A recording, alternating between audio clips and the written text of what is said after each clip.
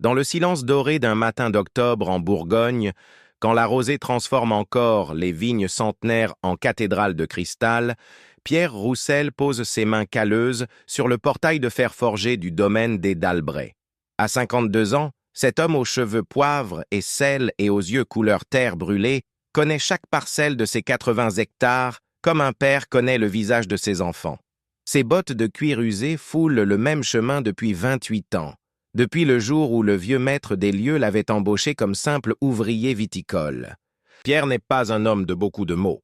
Sa grand-mère maternelle, Marie-Jeanne, lui avait appris très tôt que la terre parle à ceux qui savent, elle, écouter, et que les hommes qui bavardent trop n'entendent jamais ses secrets. Chaque matin, il traverse les rangées de vignes comme un moine traverserait sa chapelle, observant la couleur des feuilles, humant l'air pour détecter les premiers signes de maladie ou de changement météorologique. Ses gestes sont précis, économes, empreints d'une sagesse transmise de génération en génération. Ce matin-là, pourtant, quelque chose trouble la quiétude habituelle. Un son étrange perce à travers le voile de brume qui s'élève des vallons, un mugissement nerveux, presque plaintif, qui semble venir de l'ancien établi désaffecté des Dalbret. Pierre s'arrête, incline la tête comme un animal aux aguets. Ce son ne devrait pas exister. L'établi a été abandonné depuis la mort du patriarche, il y a 3 ans, et aucun bétail n'y paie plus depuis lors. Intrigué malgré lui, Pierre quitte le sentier principal et se dirige vers le bâtiment de pierre grise, ses pas étouffés par l'herbe humide. Plus il s'approche, plus le mugissement se fait distinct, accompagné d'un piétinement sourd qui fait trembler les vieilles planches de la porte. Une odeur âcre de fumier frais et de paille souillée lui parvient, mélangée à quelque chose d'autre qu'il ne parvient pas à identifier immédiatement. Quand Pierre pousse la lourde porte de bois, la scène qui s'offre à ses yeux le fige sur place. Au centre de l'établi, dans un rectangle de paille jaunie, un taureau noir aux cornes acérées piétine nerveusement, la bave aux lèvres et les yeux injectés de sang. Mais ce n'est pas l'animal qui coupe le souffle de Pierre. C'est la silhouette humaine recroquevillée contre le mur du fond, les mains liées derrière le dos par une corde épaisse, attachée à un anneau de fer scellé dans la pierre. La jeune femme, car c'en est une, Pierre le réalise avec un choc, lève vers lui un visage livide strié de larmes. Ses cheveux châtains, d'ordinaire impeccablement coiffés, pendent en mèches désordonnées sur ses épaules. Sa robe de lin beige, celle qu'elle portait lors de la dernière messe dominicale, est déchirée à l'épaule et maculée de boue. Pierre reconnaît immédiatement Marguerite Dumont, 28 ans, fille unique du maire de Beaumont-sur-Côte et héritière d'une des familles les plus influentes de la région. « Monsieur Roussel ?» Sa voix n'est qu'un murmure rauque, brisé par des heures de terreur. « Aidez-moi, je vous en supplie !» Pierre ne réfléchit pas. En 3 enjambées, il contourne prudemment le taureau qui gronde sourdement, sort son couteau de poche et tranche les liens qui entravaient la jeune femme. Marguerite s'effondre contre lui, tremblante comme une feuille d'automne, et Pierre sent la rage monter en lui comme une marée noire. Qui a pu commettre une telle monstruosité? Qui a osé attacher une femme dans un établi avec un taureau en rut? Qui vous a fait cela? Demande-t-il d'une voix blanche, aidant Marguerite à se relever. Elle secoue la tête, incapable de parler, puis désigne d'un geste tremblant la porte de L établie. Pierre comprend qu'elle a été enfermée ici, abandonnée à la merci de l'animal. L'image des punitions médiévales que son grand-père évoquait parfois lors des veillées d'hiver lui revient en mémoire. Ces pratiques barbares que leur région civilisée croyait avoir oubliées depuis des siècles. Pierre guide Marguerite hors de l'établi, la soutenant de son bras ferme. Le taureau, privé de sa proie, beugle une dernière fois avant de retourner à sa paille. Dans la lumière blanche du matin, Pierre examine discrètement la jeune femme. Au-delà de la peur et de l'épuisement, il lit dans ses yeux une détermination farouche, une colère froide qui lui rappelle sa propre grand-mère quand celle-ci découvrait une injustice. « Marguerite, dit-il doucement, utilisant son prénom pour la première fois de sa vie, il faut vous mettre à l'abri, et il faut que vous me disiez ce qui s'est passé. » Elle acquiesce faiblement, s'appuie contre lui avec une confiance qui le bouleverse. Pierre Roussel, homme simple des vignes, vient de franchir une frontière invisible mais infranchissable, celle qui sépare les gens comme lui des gens comme elle. Et au fond de son cœur, Il sait déjà qu'il ne pourra plus jamais faire machine arrière. Ils éloignent ensemble de l'établi maudit, leurs silhouettes se découpant contre la brume dorée qui commence à se lever sur les collines de Bourgogne. Derrière eux, le mugissement du taureau s'estompe, mais l'écho de ce qu'ils viennent de vivre résonnera longtemps dans les vallons silencieux. Pierre ne le sait pas encore, mais en sauvant Marguerite Dumont, il vient de déclencher une série d'événements qui bouleverseront à jamais l'ordre établi de leur petite communauté. Les codes non écrits de la tradition, le respect aveugle de la hiérarchie sociale, l'omerta qui protège les puissants, tout cela volera en éclats dans les mois à venir. Car Marguerite Dumont n'est pas qu'une victime. Elle est une femme qui sait des choses que certains préféreraient voir enterrées à jamais sous la terre sacrée des vignobles bourguignons. Pierre guide Marguerite à travers les sentiers escarpés qui mènent aux hauteurs du domaine, là où les vignes cèdent de la place aux chênes centenaires et aux clairières secrètes que seuls connaissent les enfants du pays. Chaque pas de la jeune femme trahit son épuisement, mais elle suit sans se plaindre, agrippée au bras solide de son sauveur comme une naufragée s'accroche à une bouée. Au sommet de la colline Saint-Rémy, Pierre s'arrête devant une petite maison de pierre blonde, presque invisible tant elle se fond dans le paysage. C'est l'ancien séchoir à raisin de sa grand-mère Marie-Jeanne, un bâtiment que Pierre a restauré de ses propres mains au fil des années, transformant l'ancienne bergerie en refuge discret. Les murs épais, les poutres de chêne noircies par le temps et la cheminée de pierre rouge en font un havre de paix loin des regards indiscrets du village. « Vous serez en sécurité ici », murmure Pierre en poussant la porte de bois sculpté. L'intérieur révèle un espace chaleureux et spartiate. Un lit de fer forgé recouvert d'un édredon de laine écrue, une table rustique, 2 chaises paillées et une bibliothèque où s'alignent de vieux almanachs viticoles et quelques romans jaunis. Une odeur de lavande et de bois sec imprègne l'air, mélangée au parfum des pommes séchées qui pendent en guirlande aux poutres du plafond. Marguerite s'effondre sur l'une des chaises, le visage enfoui dans ses mains. Pour la première fois depuis qu'il l'a trouvée, elle se laisse aller à pleurer, des sanglots profonds, libérateurs, qui secouent tout son corps. Pierre allume un feu dans la cheminée sans un mot, sort du pain noir et du fromage de chèvre d'un garde-manger de bois, remplit une cruche d'eau fraîche au puits attenant.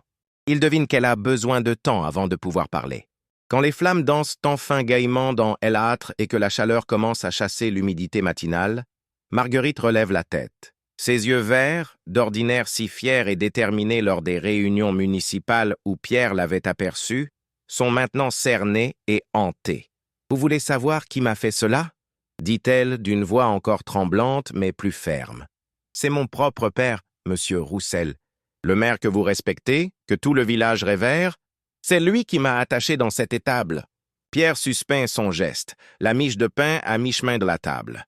Dans le crépitement du feu, les mots de Marguerite résonnent comme un blasphème. Claude Dumont, le maire de Beaumont-sur-Côte depuis 15 ans, homme intègre et pieux, pilier de la confrérie viticole, descendant d'une lignée de vignerons respectés. Bon, comment un tel homme pourrait-il commettre un acte si monstrueux contre sa propre fille? Il fallait me punir, voyez-vous, continue Marguerite avec un rire amer. Mais rappelez ma place. Me faire comprendre que certaines vérités ne doivent jamais voir le jour, même si elles concernent l'avenir de notre patrimoine, de nos terres, de notre identité. Pierre s'assoit en face d'elle, ses mains de travailleur croisées sur la table rustique. Dans la lumière dorée qui filtre par la petite fenêtre à carreaux, il observe cette femme qu'il ne connaissait que de loin, fille de notable qu'il saluait respectueusement sur le parvis de l'église, mais à qui il n'avait jamais vraiment parlé. Aujourd'hui, dans l'intimité forced de ce refuge, les barrières sociales semblent s'estomper. « Racontez-moi, » dit-il simplement. Marguerite prend une longue inspiration, ses doigts fins jouant nerveusement avec un morceau de pain. « Vous connaissez le parcelle communal des Clos Saint-Vincent? Ces 3 hectares de vignes qui appartiennent à notre commune depuis 1789, plantés par nos ancêtres avec des cépages rares qu'on ne trouve nulle part ailleurs. » Pierre acquiesce. Bien sûr qu'il connaît ces vignes. Elles produisent le meilleur pinot noir de la région, un vin qui fait la fierté de Beaumont-sur-Côte depuis des générations. Le père de Pierre y avait travaillé, son grand-père aussi. C'est un patrimoine inestimable, classé par les services historiques, protégé par la loi. Mon père va les vendre, lâche Marguerite d'une voix blanche. Enfin, pas exactement les vendre. Il a trouvé une faille juridique. Il compte faire classer le terrain en zone constructible, prétextant que les vignes sont malades et irrécupérables. Ensuite, il cédera le bail à long terme à un investisseur parisien, un certain monsieur Bernardon, qui projette d'y construire un complexe hôtelier de luxe. Le sang de Pierre se glace dans ses veines. Il connaît ce nom, Bernardon. Un promoteur immobilier qui a déjà défiguré plusieurs villages viticoles de Champagne et d'Alsace, transformant des terroirs authentiques en parcs de loisirs aseptisés pour touristes fortunés. « Mais c'est impossible », murmure Pierre. « Le conseil municipal ne laisserait jamais. »« Le conseil municipal ne sait rien », l'interrompt Marguerite. « Mon père a manœuvré dans l'ombre, fait pression sur les experts, acheté des silences. Il a même convaincu le père Malteste que la vente permettrait de financer la rénovation de L Église. Seuls 3 hommes sont dans le secret, mon père, Bernardon et Maître Jourdain, le notaire. Pierre sent la colère monter en lui comme une marée noire. Ces vignes représentent l'âme même de leur communauté. Les familles du village y ont travaillé pendant des siècles, transmettant leur savoir de père en fils, créant des liens indissolubles entre la terre et les hommes.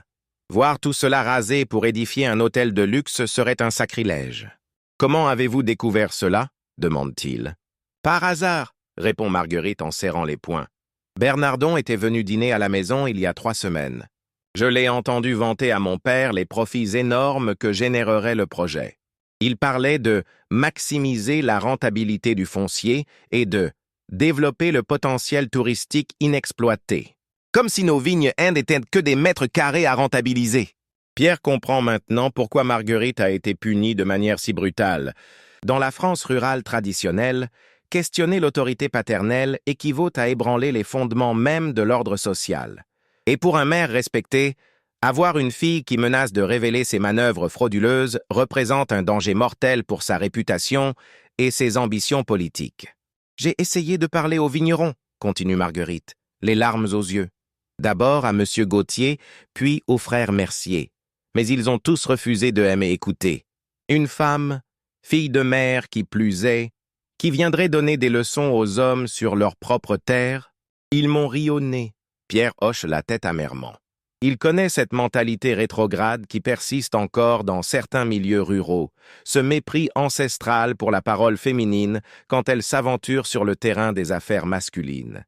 Alors j'ai voulu alerter la presse régionale, poursuit Marguerite. J'ai contacté le journal de Saône-et-Loire, leur ai envoyé des documents que j'avais photocopiés dans le bureau de mon père. Mais là aussi, rien. 2 jours plus tard, mon père recevait un coup de téléphone du rédacteur en chef, un certain monsieur Dufresne, qui s'excusait platement d'avoir prêté l'oreille aux divagations d'une jeune femme en quête d'attention. Le feu crépite dans l'âtre, projetant des ombres dansantes sur les murs de pierre. Dehors, le vent d'automne fait gémir les branches des chênes centenaires. Pierre comprend que Marguerite s'est retrouvée complètement isolée, trahie par tous ceux en qui elle avait placé sa confiance. C'est alors que mon père a décidé de me donner une leçon que je n'oublierai jamais, conclut-elle dans un souffle. Il m'a dit que J était une fille ingrate, que j'avais déshonoré notre famille et qu'il était temps de me rappeler ce qui arrive aux femmes qui oublient leur place dans l'ordre naturel des choses. Pierre se lève brusquement, fait les 100 pas devant la cheminée. Ses poings se serrent et se desserrent, sa mâchoire se contracte. Pour la première fois de sa vie, cet homme paisible et mesuré sent une rage meurtrière l'envahir. Non seulement à cause de la cruauté infligée à Marguerite, mais aussi parce qu'il réalise l'ampleur de la trahison. Claude Dumont s'apprête à vendre l'âme de leur communauté pour de l'argent sale. « Qu'allez-vous faire maintenant » demande-t-il enfin. Marguerite le regarde droit dans les yeux, et Pierre y lit une détermination farouche qui le surprend. « Je vais me battre, » dit-elle simplement. « Même si je dois y laisser ma réputation, ma famille, ma place dans ce village, ces vignes valent plus que ma tranquillité personnelle. » À cet instant, Pierre Roussel comprend qu'il est en train de tomber amoureux. Pas seulement de cette femme courageuse qui ose défier l'ordre établi, mais de l'idéal qu'elle représente. La fidélité à la terre, le respect du patrimoine, la volonté de préserver ce qui doit, elle, être même, au prix de lourds sacrifices. Dans le refuge perdu des collines bourguignonnes, l'alliance improbable entre le gardien des vignes et la fille rebelle du maire vient de naître. 3 jours ont passé depuis que Pierre a installé Marguerite dans le refuge des collines.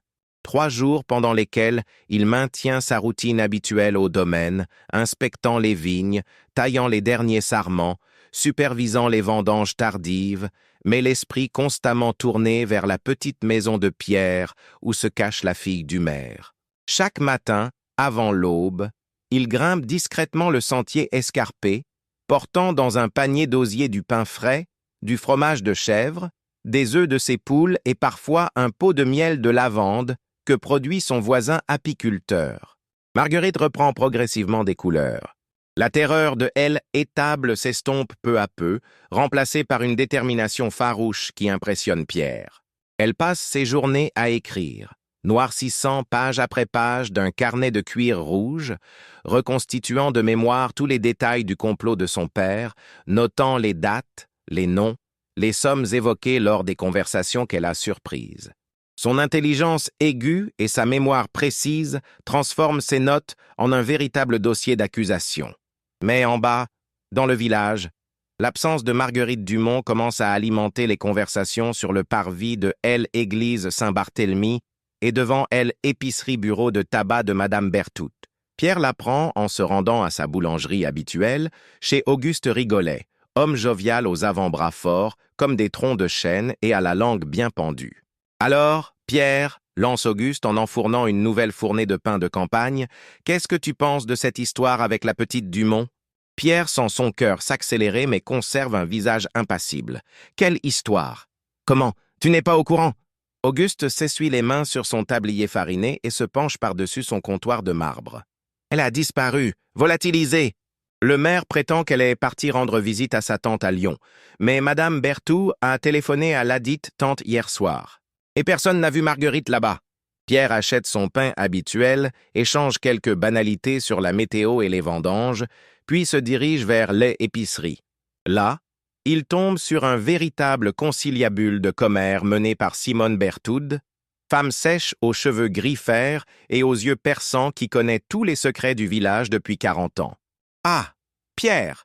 s'exclame-t-elle en agitant un plumeau. « Justement, on se demandait, tu n'aurais pas vu Marguerite Dumont ces derniers jours.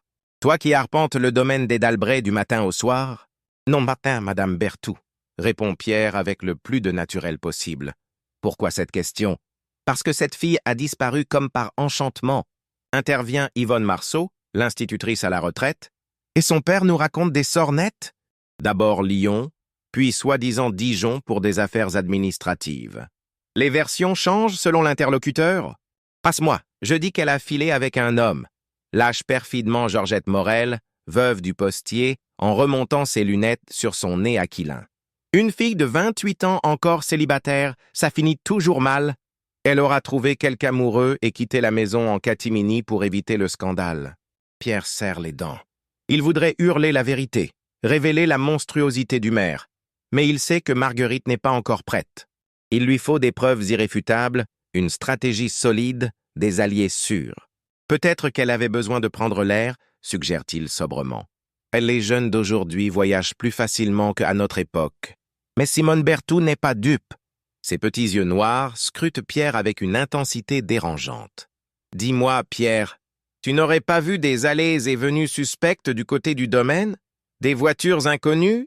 Des bruits nocturnes? » « Rien d'anormal, » ment Pierre en payant son paquet de café. En sortant de l'épicerie, il croise le père Joachim Malteste, le curé de la paroisse depuis 23 ans. C'est un homme grand et mince aux cheveux blancs, argentés et au regard bienveillant, que Pierre respecte sincèrement pour sa charité discrète envers les plus démunis du village. « Pierre, mon fils, » l'apostrophe le prêtre, en s'appuyant sur sa canne de noisetier. « Vous qui connaissez si bien la région, auriez-vous une idée de l'endroit où pourrait se cacher? »« Pardon? Se reposer notre chère Marguerite ?» Le ton du père Malteste intrigue Pierre. Il n'y a pas d'inquiétude feinte dans sa voix, mais une préoccupation authentique mêlée de quelque chose qui ressemble à « De la culpabilité? Mon père ?» C'est le vieux prêtre soupire, regarde autour de lui pour s'assurer qu'ils sont seuls, puis se rapproche de Pierre. Claude Dumont est venu me voir hier soir au presbytère. Il était, comment dire, dans un état d'agitation extrême. Il m'a confessé qu'il avait eu des mots avec sa fille, qu'elle était partie en claquant la porte après une dispute violente. Pierre sent l'adrénaline monter dans ses veines. Une dispute? Selon lui, Marguerite l'accusait de malversation financière liée au patrimoine communal. Des accusations graves et totalement infondées, bien sûr, ajoute rapidement le père Malteste. Mais vous comprenez, Pierre, une fille qui s'oppose publiquement à son père, qui remet en question son intégrité. C'est le genre de scandale qui peut détruire une famille respectable. Pierre comprend que le curé a été manipulé, que Claude Dumont prépare déjà sa défense en cas de révélation. En présentant Marguerite comme une fille rebelle et mythomane, il discrédite par avance toute accusation qu'elle pourrait porter. « Mon père, » dit Pierre avec prudence, « si vous appreniez que ces accusations n'étaient pas si infondées que cela, que feriez-vous » Le père Malteste sursaute, scrute le visage de Pierre avec une attention nouvelle. « Que voulez-vous dire? Une simple hypothèse, » éluda Pierre. « Mais si un homme respecté, un pilier de la communauté se révélait capable d'actes, condamnables, elle, Église, devrait-elle le protéger ou révéler la vérité? » Le vieux prêtre reste silencieux un long moment, ses doigts noueux serrant sa canne. Quand il reprend la parole, sa voix tremble légèrement. « Pierre, j'ai 67 ans. J'ai vu beaucoup de péchés, beaucoup de faiblesses humaines, beaucoup de compromissions. Parfois, par lâcheté ou par naïveté, j'ai fermé les yeux sur des choses que j'aurais dû dénoncer. Si vous savez quelque chose sur Marguerite, si elle est en danger, elle n'est pas en danger, l'interrompt Pierre. Pas physiquement, du moins. Le sous-entendu est limpide. Le père Malteste acquiesce lentement, comme s'il comprenait enfin l'ampleur de la situation. Où est-elle? Demande-t-il dans un souffle. Pierre hésite. Peut-il faire confiance à ce prêtre qui compte Claude Dumont parmi ses amis proches? Peut-il risquer de compromettre la sécurité de Marguerite? En lieu sûr, répond-il finalement. Mais elle a besoin de preuves, mon père. Des preuves irréfutables pour que sa parole soit crue. Le père Malteste hoche la tête gravement. Ces preuves, elles concerneraient les vignes communales? Pierre ne répond pas, mais son silence vaut tous les aveux. Le curé ferme les yeux, soupire profondément. Claude m'avait parlé d'un projet de développement touristique, murmure-t-il. Il prétendait que les revenus permettraient de restaurer entièrement Église, de financer une maison de retraite pour les anciens. J'ai donné ma bénédiction sans poser de questions approfondies. La culpabilité se lit maintenant clairement sur le visage ridé du prêtre. Pierre comprend que l'homme de Dieu commence à soupçonner qu'il a été instrumentalisé. Leur conversation est interrompue par l'arrivée de la voiture officielle du maire, une Peugeot noire aux vitres teintées qui remonte lentement la rue principale. Claude Dumont en descend, impeccable dans son costume gris anthracite, ses cheveux argentés parfaitement coiffés, son visage affichant un masque de préoccupation paternelle parfaitement maîtrisé. Il s'approche d'eux d'un pas mesuré, salue respectueusement le curé, puis toise Pierre avec une froideur nouvelle. « Ah, monsieur Roussel, dit-il d'une voix égale, j'espère que tout va bien au domaine? »« Tout va bien, monsieur le maire. »« Parfait. Au fait, vous n'auriez pas aperçu ma fille ces derniers jours? Elle traverse une période difficile. Et nous nous inquiétons pour sa sécurité. » Le regard de Claude Dumont ne quitte pas celui de Pierre. Il y a dans ses yeux gris une menace à peine voilée, un avertissement qui glace le sang du vigeron. « Non, monsieur le maire, je n'ai rien vu d'inhabituel. »« Bien, très bien. » Claude Dumont esquisse un sourire qui n'atteint pas ses yeux. « Naturellement, si vous appreniez quoi que ce soit, vous me contacteriez immédiatement, n'est-ce pas? » « Naturellement. » Le maire remonte dans sa voiture et disparaît dans un nuage de poussière. Le père Malteste et Pierre restent silencieux un long moment, chacun perdu dans ses pensées. « Pierre, » finit par dire le curé d'une voix grave, « si Marguerite dit la vérité, si son père est vraiment capable de... »« Alors il faudra choisir votre camp, mon père, » l'interrompt doucement Pierre. « Celui de la vérité et de la justice, ou celui du silence et de la complicité. » Cette nuit-là, Pierre remonte vers le refuge le cœur lourd. Le piège se resserre autour d'eux. Les soupçons s'accumulent, les questions se multiplient et Claude Dumont commence clairement à soupçonner que quelqu'un sait. Mais en croisant le regard déterminé de Marguerite à la lueur du feu de cheminée, Pierre puise une force nouvelle. La bataille ne fait que commencer. Une semaine s'est écoulée depuis la conversation tendue avec le maire. Dans le refuge des collines, Marguerite a achevé son dossier d'accusation, mais Pierre et elle savent que les témoignages d'une fille rebelle ne suffiront pas à convaincre les autorités. Il leur faut des documents officiels, des preuves tangibles, des pièces compromettantes que même Claude Dumont ne pourra nier. Les originaux des contrats sont forcément dans le coffre-fort de son bureau, explique Marguerite en traçant un plan sommaire de la mairie sur une feuille de papier. Ah, c'est un meuble ancien, en fonte verte, caché derrière le portrait de Marianne. Papa y conserve tous les documents sensibles depuis qu'il est maire. Pierre étudie le croquis en fronçant les sourcils. L'idée de s'introduire par effraction dans la mairie le révulse. Lui qui n'a jamais volé ne serait-ce qu'une pomme dans le verger du voisin se trouve confronté à un dilemme moral déchirant. Respecter la loi ou servir la justice. Il y a un autre moyen, suggère-t-il. Maître Jourdain, le notaire. S'il détient des copies. Impossible, l'interrompt Marguerite. Édouard Jourdain et mon père se connaissent depuis le collège. Ils ont fait leurs études de droit ensemble à Dijon. Jamais il ne trahira leur amitié, même face à l'évidence. C'est alors que Pierre se souvient d'un détail qui pourrait tout changer. Attendez, votre père vous a dit que le père Malteste était dans le secret, non? Et pas exactement dans le secret, mais papa lui a fait miroiter les bénéfices pour l'église. Pourquoi? Pierre se lève, fait les 100 pas devant la cheminée où brûlent des sarments de vignes secs. Hier, j'ai eu l'impression que le père Malteste commençait à douter. Il m'a posé des questions étranges, comme s'il soupçonnait quelque chose. Vous pensez qu'il accepterait de nous aider? Je n'en sais rien. Mais si votre père lui a montré des documents pour obtenir sa bénédiction, peut-être en garde-t-il des copies au presbytère. L'espoir renaît dans les yeux verts de Marguerite.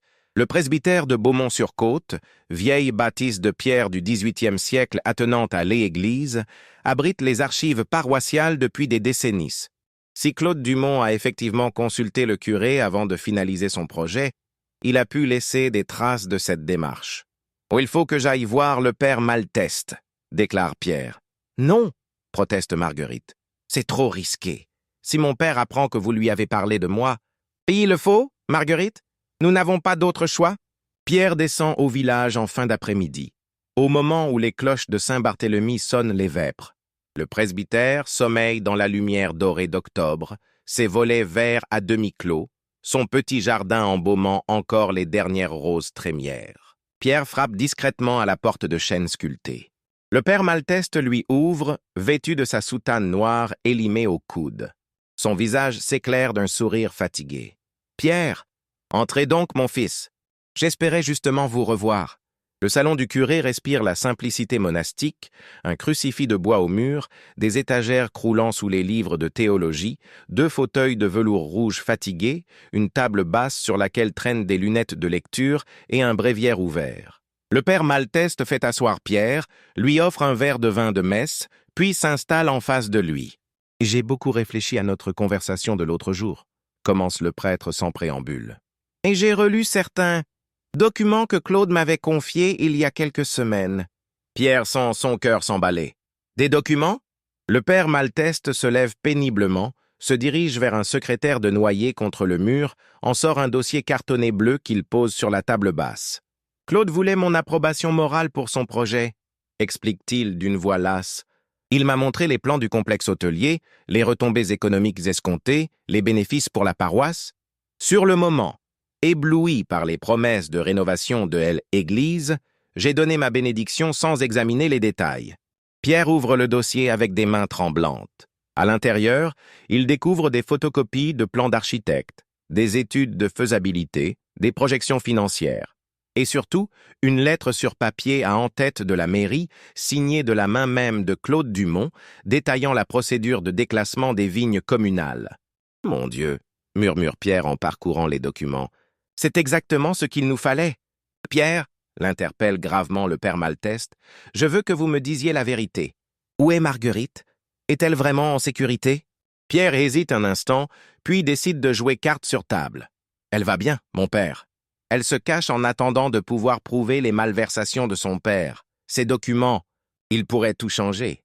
Le vieux prêtre ferme les yeux, pose ses mains jointes sur ses genoux. Si j'ai été aveugle, Pierre, aveuglé par l'appât du gain pour mon église. J'aurais dû me méfier, poser plus de questions, exiger plus de garanties. Oh non, il n'est pas trop tard, mon père. Il est trop tard pour effacer ma complicité passive.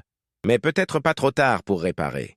Le père Malteste rouvre les yeux, regarde Pierre avec une détermination nouvelle. Emportez ces documents, faites-en bon usage. Et dites à Marguerite qu'elle a mon soutien, quoi qu'il arrive. Pierre glisse le dossier sous sa veste, serre chaleureusement la main du curé. Merci, mon père. Votre courage honorera votre sacerdoce. Mon courage? Le père Malteste esquisse un sourire amer. Non, Pierre, c'est ma lâcheté passée que j'essaie de racheter. Des pierres remontent vers le refuge, le cœur battant, les documents serrés contre sa poitrine comme un trésor. Mais à mi-chemin du sentier escarpé, une silhouette familière lui barre la route. Claude Dumont en personne, accompagné de Bernard Josse, le garde champêtre du canton. « Monsieur Roussel, » dit le maire d'une voix glaciale, « promenade nocturne ?» C'est inhabituel pour un homme de vos habitudes. Pierre sent la sueur perler à son front. Les documents semblent brûler sous sa veste. « Bonsoir, monsieur le maire. Je rentrais simplement chez moi. »« Vraiment ?» Claude Dumont s'approche, ses yeux gris scrutant Pierre avec une intensité malveillante. « Parce que Bernard, ici présent, vous a vu sortir du presbytère il y a une demi-heure. Une visite bien tardive au père Malteste? Non. Au Bernard Jossé, homme rougeau, au ventre proéminent sanglé dans un uniforme trop étroit, acquiesce avec un zèle servile. « Exactement, monsieur le maire. Je faisais ma ronde habituelle quand j'ai aperçu monsieur Roussel qui sortait du presbytère vers 19h30. Pierre comprend qu'il est dans un piège.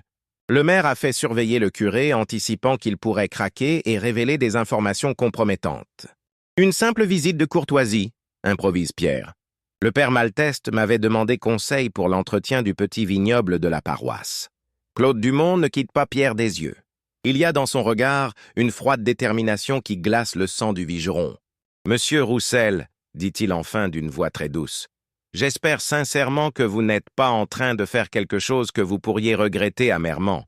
Vous travaillez sur mes terres depuis près de 30 ans. Ce serait dommage de gâcher une si belle collaboration pour des malentendus. La menace est à peine voilée. Pierre comprend que s'il est découvert, non seulement il perdra son emploi, mais il risque aussi de compromettre définitivement la sécurité de Marguerite.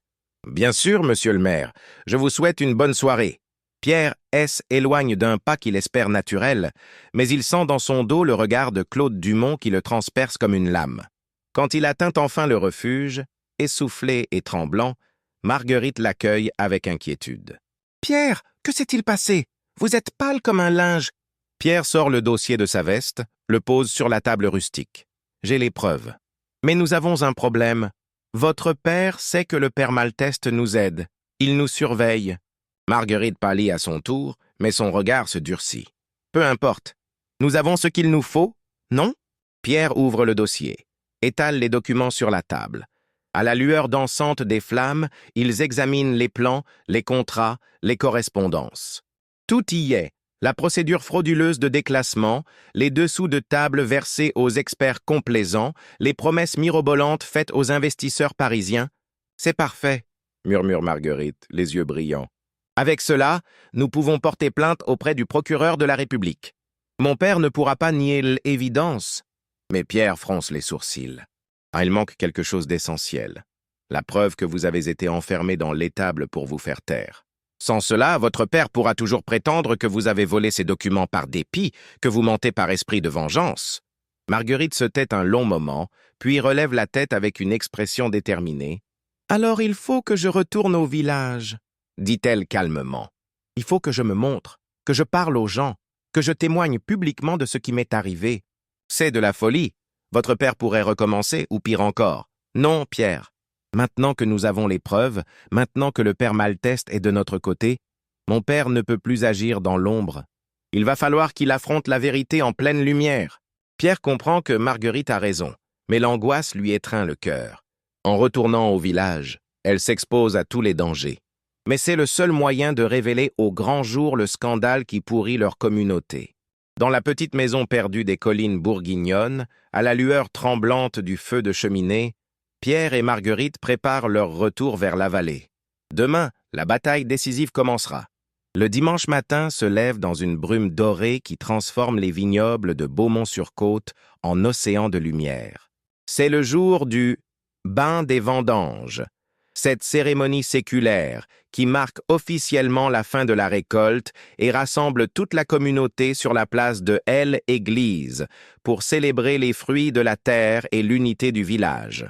Depuis des siècles, cette tradition rythme la vie locale, moment sacré où se mêlent de spiritualité, convivialité et fierté du terroir. Dès l'aube, les habitants s'affairent aux préparatifs. Les femmes dressent de longues tables de bois sous les platanes centenaires, les recouvrent de nappes à carreaux rouges et blancs, y disposent les spécialités locales, terrines de campagne, andouillettes de Troyes, fromage de chèvre affiné, pain d'épices de Dijon, sans oublier les tonneaux de vin nouveaux qui feront chanter les chœurs et délier les langues. Les hommes installent une estrade de fortune devant le portail roman de L-Église, d'où le maire prononcera son discours traditionnel avant la bénédiction des récoltes par le père Malteste. Pierre descend du refuge avant le lever du soleil, le cœur battant comme un tambour de guerre. Marguerite l'accompagne, vêtue d'une simple robe de lin blanc qu'elle a lavée et repassée avec soin, ses cheveux châtains tressés en couronne comme pour un jour de fête. Mais sous cette apparence sereine se cache une détermination d'acier. Dans la besace de cuir que porte Pierre se trouvaient les documents photocopiés par le père Malteste, preuves irréfutables de la corruption qui gangrène leur communauté. Ils se séparent à l'orée du village. Marguerite emprunte les ruelles détournées pour rejoindre discrètement le presbytère où l'attend le curé, tandis que Pierre se mêle à la foule qui converge vers la place de L-Église. L'atmosphère est festive, les visages souriants, les conversations animées par le vin de l'amitié et la satisfaction du devoir accompli.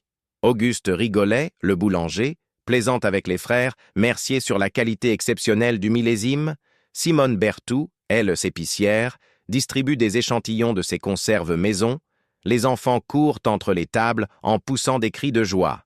Personne ne remarque l'absence de Marguerite Dumont. Ou plutôt, personne n'ose en parler ouvertement, chacun préférant croire à la version officielle du voyage familial prolongé. À 10 heures précises, les cloches de Saint-Barthélemy sonnent à toute volée, appelant la communauté au rassemblement. Claude Dumont apparaît sur le parvis de L-Église, impeccable dans son costume de cérémonie bleu marine, elle écharpe tricolore en bandoulière, le visage rayonnant de cette assurance tranquille qui fait sa force depuis 15 ans. Il salue chaleureusement ses administrés, serre des mains, embrasse des joues, incarne parfaitement l'image du maire bienveillant et proche de son peuple. « Mes chers concitoyens », commence-t-il d'une voix portante qui domine les murmures, « nous voici réunis une fois encore pour célébrer ce qui fait la richesse et la fierté de notre belle commune, nos vignobles, notre savoir-faire, notre unité face aux défis du monde moderne. » Les applaudissements crépitent sous les platanes. Pierre, mêlé à la foule, observe les visages autour de lui. Hommes et femmes de tous âges suspendus aux lèvres de leur édile, confiants dans sa sagesse, fiers de leur mère respectée dans tout le canton. Cette année encore, poursuit Claude Dumont, nos vignes nous ont donné le meilleur d'elles-mêmes. Nos cépages centenaires, nos traditions millénaires, notre terroir unique continuent de produire des nectars qui font la renommée de la Bourgogne jusqu'aux confins du monde. Nouveaux applaudissements. Pierre sent l'amertume lui monter à la gorge. Comme il est facile de parler de tradition et de patrimoine quand on s'apprête à les vendre aux plus offrants. Mais nous devons aussi regarder vers l'avenir, reprend le maire, et Pierre devine qu'il aborde maintenant le cœur de son discours. Notre commune ne peut pas rester figée dans le passé. Il nous faut innover, nous adapter, saisir les opportunités que nous offre le développement touristique de notre région.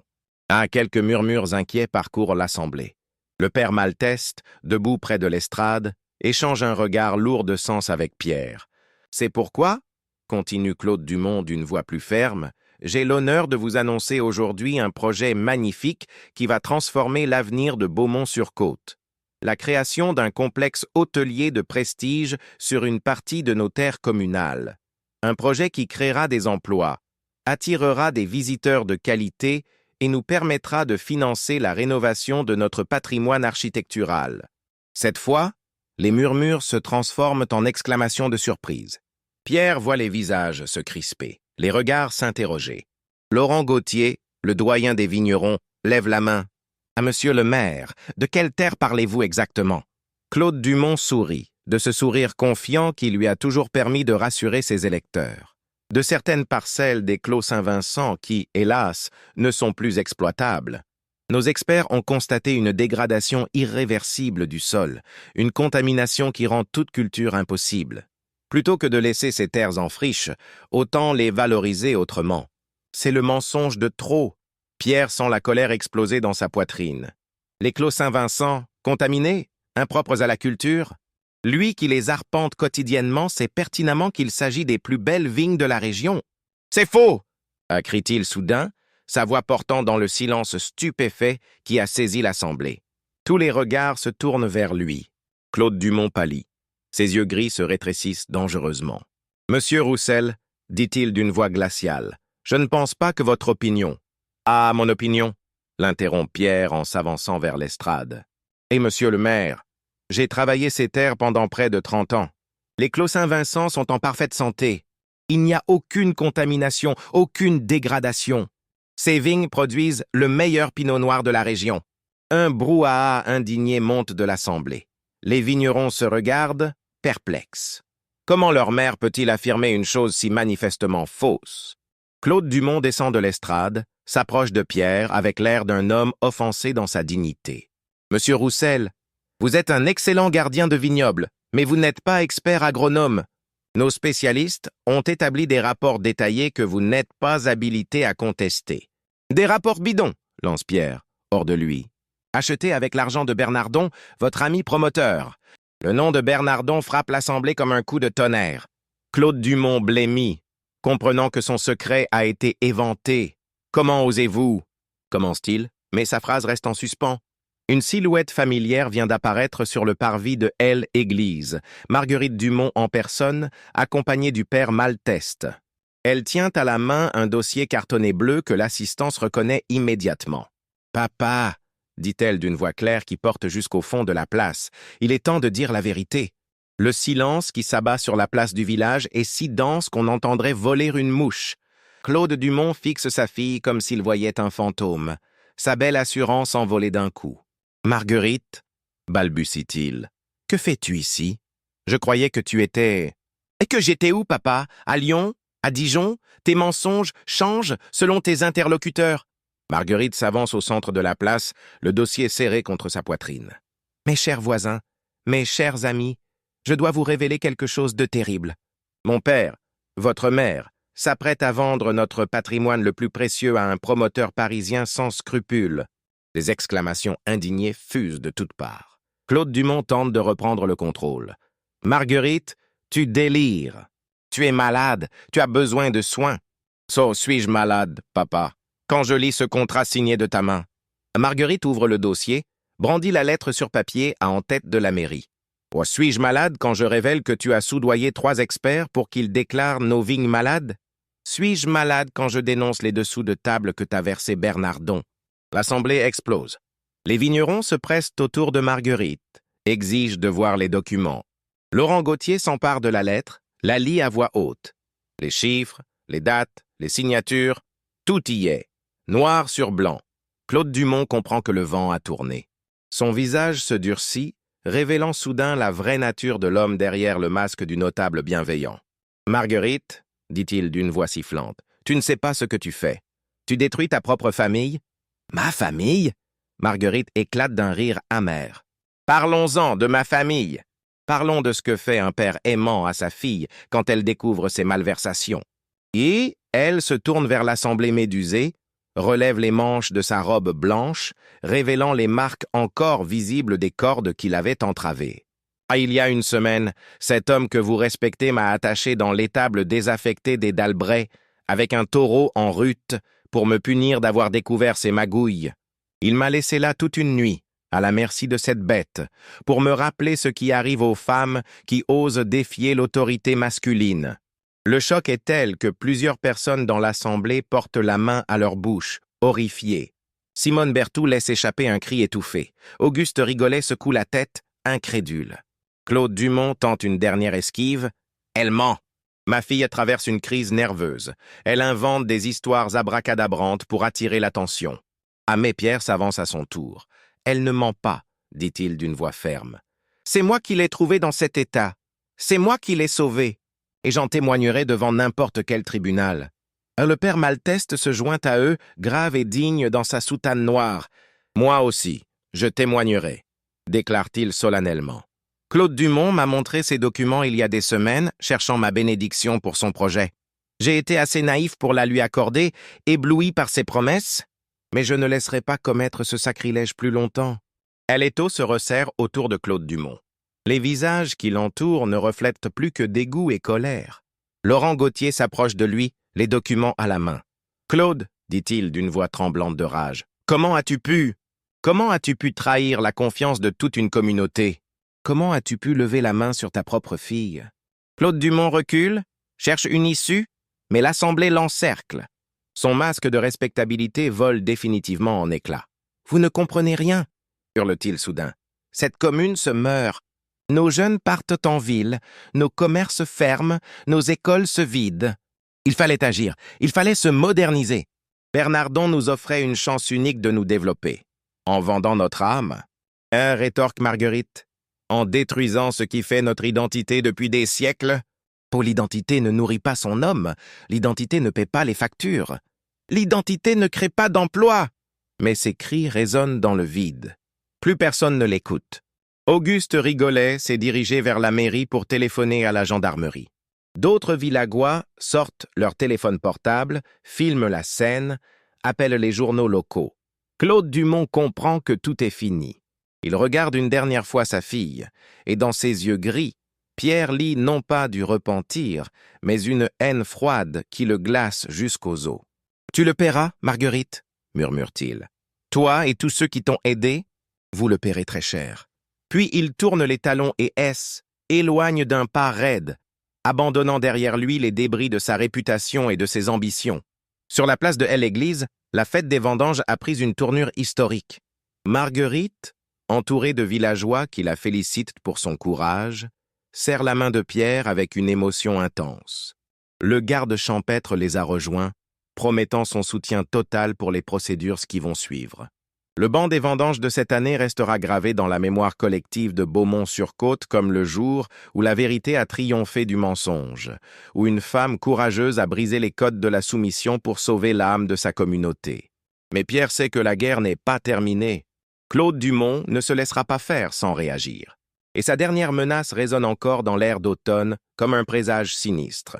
1 an n'a passé depuis le scandaleux ban des vendanges qui a bouleversé Beaumont-sur-Côte. L'automne revient, avec ses brumes dorées et ses parfums de terre humide, mais le village a changé. Dans les ruelles pavées où résonnaient autrefois les pas respectueux des habitants saluant leur mère, on entend maintenant des rires d'enfants et des conversations animées. Le mensonge et la peur ont cédé la place à une transparence nouvelle, à une fierté retrouvée. Claude Dumont n'est plus, pas mort, mais rayé de la carte sociale et politique de la région. L'enquête menée par le procureur de Dijon a confirmé toutes les accusations de Marguerite. Corruption, détournement de fonds publics, faux en écriture publique. Condamné à 3 ans de prison ferme et à l'interdiction définitive d'exercer toute fonction publique, l'ancien maire a sombré dans l'alcool et l'amertume. Sa villa bourgeoise au volet clos témoigne encore de sa présence fantomatique dans la commune, mais plus personne ne lui adresse la parole. Il vit en reclus, rongé par la honte et la rancœur. Le promoteur Bernardon, quant à lui, a été mis en examen dans plusieurs affaires similaires. Son empire immobilier s'effrite. Ses projets s'effondrent un à un. Les clos Saint-Vincent sont définitivement sauvés, classés au patrimoine historique de la région par arrêté préfectoral. Leurs vignes centenaires continuent de produire ce pinot noir exceptionnel qui fait désormais la fierté reconquise de toute la Bourgogne. Par un matin d'octobre semblable à celui où tout avait commencé, Pierre Roussel arpente les rangées de vignes avec un bonheur tranquille. À 53 ans, ses cheveux ont encore blanchi, ses rides se sont creusées, mais ses yeux couleur terre brûlée pétillent d'une sérénité nouvelle. Il n'est plus simple gardien de vignoble. Les viticulteurs de la région lui ont confié la direction technique de la nouvelle coopérative des Clos Saint-Vincent, créée pour préserver et valoriser ce patrimoine exceptionnel.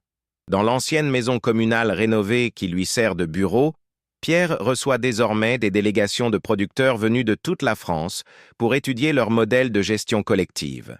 Le petit village de Beaumont-sur-Côte est devenu un symbole national de résistance au bétonnage des terroirs. Des journalistes, des chercheurs, des étudiants en œnologie s'y succèdent pour comprendre comment une communauté rurale a su préserver son identité face aux appétits financiers des promoteurs. Mais le vrai changement, Pierre le mesure chaque matin en voyant Marguerite descendre le sentier qui mène de sa nouvelle demeure vers le centre du village. Car Marguerite Dumont, qui a repris son nom de jeune fille et effacé jusqu'au souvenir du patronyme paternel, n'a pas quitté Beaumont-sur-Côte après son triomphe. Au contraire, elle s'y est enracinée plus profondément que jamais. L'ancienne bergerie de Pierre Blonde, où Pierre l'avait cachée pendant des jours dramatiques, elle l'a rachetée aux héritiers des Dalbret et transformée en centre culturel du patrimoine viticole bourguignon. Dans les anciennes caves voûtées, elle organise des expositions sur l'histoire des vignobles, des conférences sur les menaces qui pèsent sur les terroirs traditionnels, des ateliers de sensibilisation pour les jeunes générations. Son intelligence vive et sa passion communicative font d'elle une pédagogue exceptionnelle, reconnue bien au-delà des frontières régionales. Mais surtout, ce qui bouleverse le plus Pierre, c'est de voir comme cette femme brisée qu'il avait sauvée dans Elle est table maudite s'est métamorphosée en leader naturel de sa communauté. Élue au conseil municipal avec un score écrasant lors des dernières élections, elle porte maintenant, elle, écharpe tricolore que son père avait salie par ses compromissions. À 30 ans, Marguerite Dumont est la plus jeune maire de l'histoire de Beaumont-sur-Côte, et son intégrité farouche redonne espoir à tous ceux qui avaient perdu foi en la politique. Ce matin-là, comme chaque dimanche depuis 6 mois, Pierre et Marguerite se retrouvent sur la place de l'église après la messe dominicale. Ils n'habitent pas encore ensemble, les convenances rurales exigent encore certaines précautions, mais leur amour ne fait plus mystère pour personne au village. Ils se promènent lentement entre les étals du petit marché hebdomadaire, saluant les producteurs locaux, échangent quelques mots avec Auguste Rigolet, qui a développé une gamme de pains aux graines de raisin, plaisantent avec Simone Berthoud, qui vante les mérites de ses nouvelles confitures aux cépages anciens. Pierre, dit soudain Marguerite en s'arrêtant devant l'ancien établi des Dalbret qui a été transformé en atelier de poterie artisanale. Vous souvenez-vous de ce que vous m'aviez dit il y a 1 an, quand vous m'avez trouvé dans cet endroit maudit? Pierre la regarde, ému par l'émotion qui perce dans sa voix. Je vous avais dit que vous étiez en sécurité. Non, pas cela. Plus tard, dans le refuge. Vous m'aviez dit, il faut que vous me racontiez votre histoire. C'est à ce moment-là que j'ai compris que quelqu'un était enfin prêt à m'écouter vraiment. Pierre prend la main de Marguerite dans la sienne. Ses mains de vigneronne qu'elle a développées en travaillant à ses côtés dans les vignes communales. Et maintenant, c'est le village entier qui vous écoute, dit-il doucement. Grâce à vous, Pierre. Sans votre courage, sans votre soutien indéfectible, je serais peut-être encore enfermé quelque part, réduite au silence. Où ils reprennent leur marche, remontent la colline vers les vignobles qui rutilent sous le soleil d'automne. Sur leur passage, ils croisent des groupes d'enfants qui rentrent de leurs leçons de nature. Depuis qu'elle est mère, Marguerite a instauré des cours pratiques d'agriculture et de viticulture dans le programme scolaire. Les petits bourguignons apprennent désormais à reconnaître les cépages, à comprendre l'influence du terroir sur le goût du vin, à respecter les cycles naturels de la vigne. « Ah, regardez-les !» murmure Marguerite en observant les enfants qui examinent gravement des grappes de raisin. Ils grandiront en sachant d'où ils viennent, ce qu'ils défendent. Jamais plus un promoteur véreux ne pourra leur faire croire que leurs vignes sont malades. Au sommet de la colline Saint-Rémy, là où tout avait commencé par ce matin brumeux d'octobre, Pierre et Marguerite s'arrêtent pour contempler le paysage qui s'étend à leurs pieds. Les vignobles des clos Saint-Vincent ondulent à perte de vue, leurs rangs géométriques dessinant sur les coteaux des motifs d'une beauté saisissante. Au loin, les toits de tuiles roses de Beaumont-sur-Côte émergent de la végétation automnale comme un décor de conte de fées. « Parfois, j'ai encore du mal à croire que nous ayons gagné, » confie Marguerite. « Nous n'avons pas seulement gagné, » répond Pierre en l'attirant contre lui. « Nous avons reconstruit. Votre père voulait détruire l'âme de cette communauté pour la remplacer par des profits à court terme. Nous avons redonné à cette terre sa véritable valeur, celle d'un patrimoine vivant, transmis de génération en génération.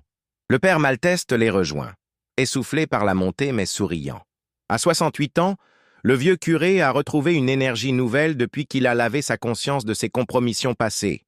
Il participe activement au projet culturel de Marguerite, ouvre régulièrement les archives paroissiales aux chercheurs, témoigne dans les écoles de l'importance de préserver les traditions authentiques. « Mes enfants, dit-il en reprenant son souffle, j'ai une excellente nouvelle. Le ministère de la Culture vient de classer notre église au titre des monuments historiques. Les travaux de restauration pourront commencer dès le printemps prochain. Financés comment? Demande pragmatiquement Marguerite. Par les bénéfices de la coopérative viticole, par les subventions européennes pour la préservation du patrimoine rural et par les droits d'entrée de votre centre culturel. Nous n'avons plus besoin de l'argent sale de Bernardon. Pierre sourit. Comme les choses ont changé. Il y a 1 an, ils étaient 3 parias luttant contre un système corrompu. Aujourd'hui, ils incarnent un modèle de développement durable envié dans toute la France.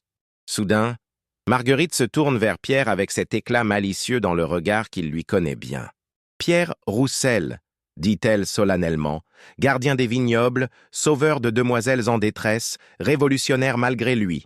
Accepteriez-vous d'épouser une ancienne rebelle reconvertie en mère de village ?» Pierre reste bouche bée. Le père Malteste éclate de rire. « Mes enfants, je n'attendais que cela. Il était temps que vous régularisiez votre situation. » Les commères du village commençaient à jaser sérieusement. Pierre prend Marguerite dans ses bras, la fait tournoyer comme une jeune fille. Quand il la repose, ses yeux brillent de larmes de bonheur. « Marguerite Dumont, dit-il d'une voix émue, fille courageuse, femme libre, mère intègre. Bien sûr que je veux vous épouser. Depuis le jour où je vous ai trouvé dans cette étable, je sais que nos destins sont liés pour toujours. » Ils s'embrassent, tandis que le père Malteste applaudit et que les cloches de Saint-Barthélemy sonnent l'Angélus. Au loin, dans la vallée, les habitants de Beaumont-sur-Côte vaquent à leurs occupations dominicales, inconscients que leur mère et leur garde-vignoble viennent de sceller leur union sur la colline où tout avait commencé. Le soir tombe doucement sur les vignobles bourguignons. Dans quelques semaines, les premières gelées transformeront les feuilles de vigne en brasiers d'or et de pourpre. Puis viendra l'hiver avec ses brouillards et ses silences, avant que le printemps ne réveille à nouveau la sève dans les sarments taillés. Pierre et Marguerite redescendent vers le village, main dans la main, accompagnés par le père Malteste qui marmonne déjà les détails de la cérémonie nuptiale. Derrière eux, la petite maison de pierre blonde où ils étaient aimés dans la clandestinité se dresse comme un monument à leur amour patient et à leur victoire sur l'injustice. Dans 1 an, lors du prochain banc des vendanges, ils danseront ensemble sur la place de L, Église, mari et femme, sous les regards attendris de toute leur communauté. Les vignes des Clos Saint-Vincent auront donné une nouvelle récolte exceptionnelle. Les enfants du village auront grandi en apprenant l'amour de leur terroir, et quelque part en France, d'autres Pierre et d'autres Marguerite s'inspireront de leur exemple pour défendre leur propre patrimoine. Car c'est cela, la vraie victoire de Pierre Roussel et de Marguerite Dumont, avoir prouvé qu'une poignée d'hommes et de femmes déterminés peut résister aux puissances de l'argent, préserver l'essentiel et transmettre aux générations futures un monde plus juste et plus beau. Le temps des vignobles continue, patient et éternel, rythmé par les saisons et la sagesse des hommes qui savent écouter la terre. Et épilogue. 3 ans plus tard, Pierre et Marguerite Roussel inaugurent officiellement le Sentier de la mémoire viticole, un parcours pédagogique qui serpente à travers les Clos Saint-Vincent et raconte l'histoire de leur combat. Des panneaux explicatifs jalonnent le chemin, illustrés de photos d'époque et de témoignages des protagonistes. Le point culminant du parcours est l'ancien étable des Dalbret, transformé en mémorial de la résistance rurale, où une plaque de bronze rappelle aux visiteurs que la vérité et le courage peuvent triompher de la corruption et de la lâcheté. Chaque année, des milliers de touristes viennent découvrir ce village devenu symbole. Mais le plus beau cadeau pour Pierre et Marguerite, c'est de voir leurs propres enfants, les jumeaux Marie-Jeanne et Joachim, nés 2 ans après leur mariage, grandir librement dans ces vignobles préservés, apprendre à aimer cette terre que leurs parents ont sauvée pour eux. Cette histoire vous a-t-elle touché? Croyez-vous qu'il soit encore possible, aujourd'hui, de résister aux pressions financières pour préserver nos patrimoines locaux? Partagez en commentaire vos expériences de lutte pour la défense des traditions et des terroirs. N'hésitez pas à partager cette histoire autour de vous et à vous abonner pour découvrir d'autres récits d'engagement et de courage. Car dans chaque village de France, il existe peut-être des Pierres et des Marguerites qui attendent le moment de se révéler.